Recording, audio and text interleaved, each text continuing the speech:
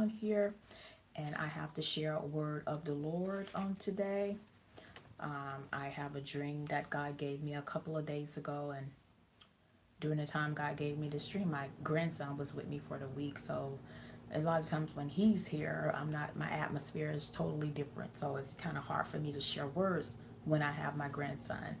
But I'm going to share this dream on today, this dream that God gave me. Now, after I woke up from this dream, and I was like, God, why would you want me to make this public? Why would you want me to share this to the public? I mean, because if it's something that's going to happen, it's going to happen, right? And usually when I ask God these questions about, when I've had a dream, He's giving me a dream, and I know He wants me to share it, and sometimes I find myself asking God, why do you want me, to share this dream? Not that I'm arguing with Him, but a lot of times I'm just asking Him a question. I want to know for myself, right? And so usually He always gives me a different answer. When I ask, the question of why He wants me to share this dream, He usually gives me a different answer. And so when I asked Him about this dream and why He wanted me to share this, of course, He gave me a different answer. And the answer came from Revelations, the 19th chapter, verse 10, where it talks about how the testimony of Jesus Christ is the spirit of prophecy. And so whenever God has imparted a gift into you, say for instance, like the gift of being a dreamer, and when God downloads or imparts dreams or words in you, and when you release those, when you speak those, that is prophecy, and it is revealing the realization of Jesus Christ. It is making Him known in the earth. Of course, that is if it comes to pass. Okay. So I'm gonna go on into this dream. So I'm taken into this dream, and I just have eyes to see. Okay, so it's pretty much like floating eyes, and I'm taken into a church in Florida. There is a female Caucasian pastor standing in the pulpit, and she announces the death of an African American pastor, and she says he died of cancer. And that was the end of the dream. Both of these pastors are from Florida. Both of them are very well known, not just in Florida, around the world. They are both well known.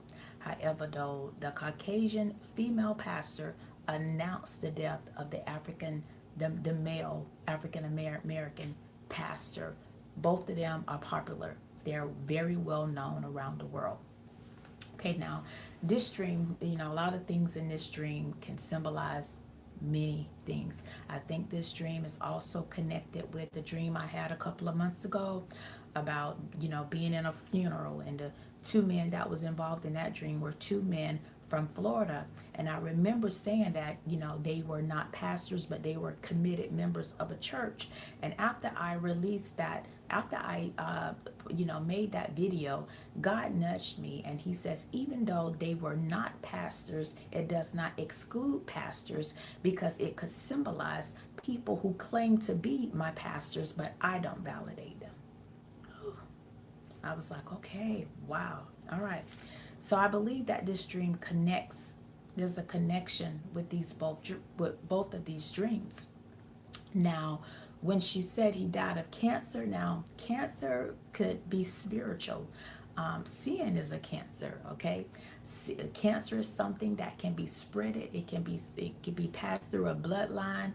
It can become like, a lot of times when people get diagnosed with cancer, they want to know if anyone else in the family has cancer. It can be, there are families who have a history of cancer, okay? So cancer is something that spreads. It can spread through the bloodline.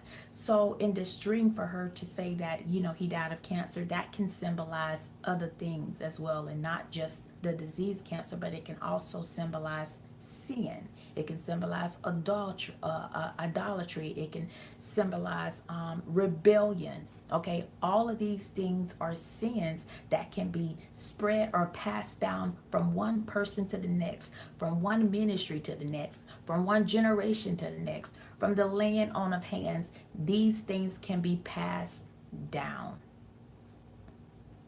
They can be passed down.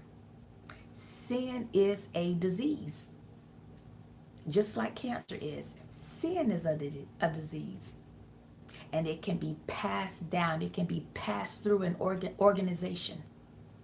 Passed down from one person to the next, one group to the next, one organization, one ministry to the next.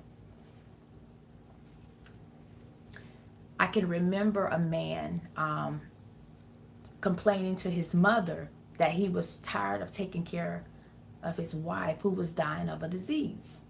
And I remember him saying that his mother looked at him and said, well, you got a disease. And he looked at his mother and he was like, I ain't got what you mean I got a disease? I don't have a disease. She says, you do have a disease. She says, when you're out there on using crack, that's a disease.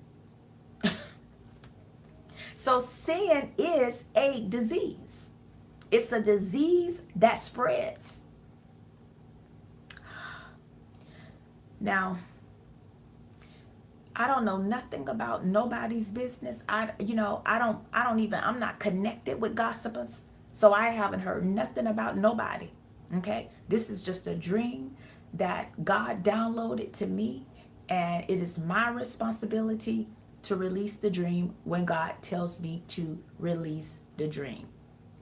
Now, this is not a warning dream. I believe that this is a form of judgment. There's going to be some form of judgment that is going to be acted out. I believe there are transitions that are happening. I believe God is getting ready to move certain people out of positions and put other people in their place.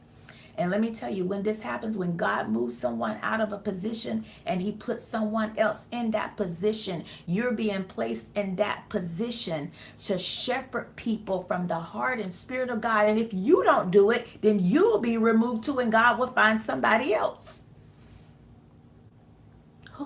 He will find somebody else. But we are in a time of transitions. God is moving certain people out of positions and he's replacing them with others. And I believe in this certain position here that it's not someone God's going to have to raise up. They're already there. They're already ready to take that position. And they may not even be the same race as the pastor. Okay, he was an African American. The person who may replace him could be a Caucasian. But anyway, God wanted me to share this dream and this word of the Lord. And so I pray that you all have a blessed Labor Day.